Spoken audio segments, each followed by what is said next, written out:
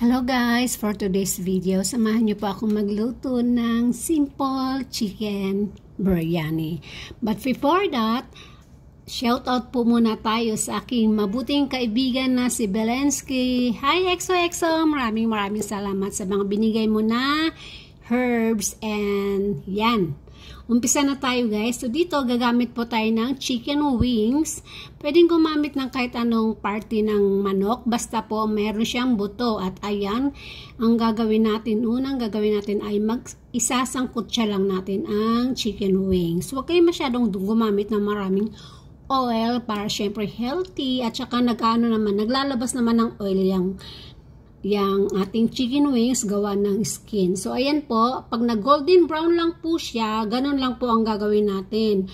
Baliktarin nyo para hindi masunog. At saka kaya golden brown lang yan, medium golden brown dahil lulutuin naman natin siya mamaya. So, next, sunod natin ang paprika powder. O ayan, haluin lang natin maigi para po totally incorporated siya. Then next, ang nutmeg powder. Gumamit lang po pala ako dito ng mga powder na yan ng guys, mga 1.5 na tablespoon. Kayo kung depende sa panlasa nyo. Hindi kasi pare-pareho tayo ng panlasa. Next ay ang ating turmeric powder. Ayan. Pwede rin kayo magdagdag ng cinnamon powder kung wala kayong cinnamon stick. Ang bango nito guys, sigurado ako. And next, ang ating dahon ng paminta o ang ating bay leaves. Then, ang ating cinnamon stick, ang ating paminta o peppercorn. Pamintang buo. And then, dagdagan natin ng sapat na tubig para po lalo siyang maluto. At saka, diba, kaya sabi ko kanina, huwag natin masyadong lutuin o prituhin yung manok. Kaya lulutuin, paputagan natin siya. Ayan siya. Then, hayaan lang po natin na kumulo at hanggang sa maluto. At habang nagpapakulo po tayo, ay gagawin na natin ating kanin. Gumamit po ako dito ng basmati rice kasi ang basmati rice po talaga ang perfect para sa ganyan na lutuin. So, ang gagawin natin, wag po natin masyadong iinin.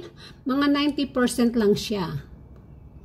Kasi lulutuin pa natin yan mamaya. O yan, every now and then, kailangan nyo i-check yung inyong manok kasi para maiwas sunog. O, diba?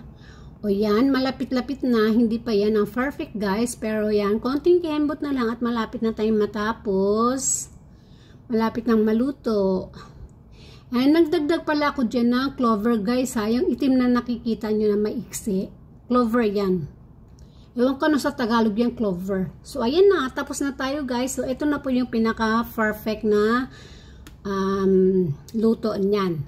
And then, isasali natin siya sa mangkok. Kasi, ano pa, meron pa tayong gagawin. Panoorin nyo ng buo. Ayan, isali natin siya.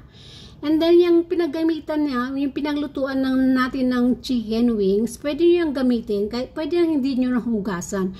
Pero ako, ang ginawa ko kasi hinugasan ko. Pwede yung hindi hugasan kasi para magamit yung sauce na yan. Kasi ganyan din naman gagawin natin mamaya. Halo-haluin natin yan mamaya. O, diba? O, yan. Tama lang. Saktuhan lang. Na okay na rin yung ating rice. Ngayon, ang gagawin natin, ilalagay natin doon sa pinaglutuan ng chicken wings. Ang gagawin natin guys is kalahati lang doon sa kanin. Kung gaano karami, kalahati lang po ang ilagay natin. Tapos ilagay na natin, ayusin na natin yung aking chicken wings. Diyan, sa ibabaw ng kanin. Ganyan. Then right after that, yung natitirang kanin naman ang ilagay nyo. Ayan ha, huwag nyo kalimutan ilagay yung sauce. After po nito, ilagay nyo naman yung natitirang kanin sa ibabaw. Ganyan. Kaya nga sabi ko, ang kanin dapat is mga 90% lang naluto kasi lulutuin pa natin yan.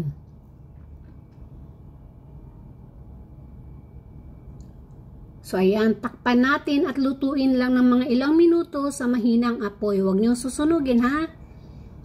Ayan, tapos na. Dahil ang gagawin natin ay haluin lang natin. Pag halu-haluin lang natin siya hanggang sa totally ma-incorporate yung magpantay na ang kulay ng ating rice.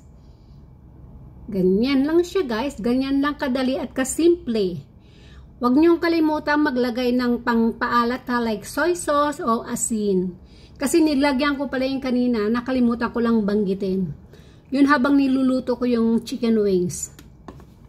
Naglagay ako ng soy sauce. So, ayan na guys, tapos na tayo. Ganun lang po siya kasimple at kabilis. O, hindi ba?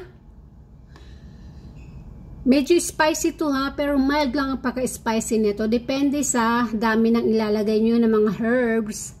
Ayan guys, tapos na po tayo and marami pong salamat. Sana may natutunan kayo sa video na to and kain po. Enjoy your meal. Bye. Thank you so much.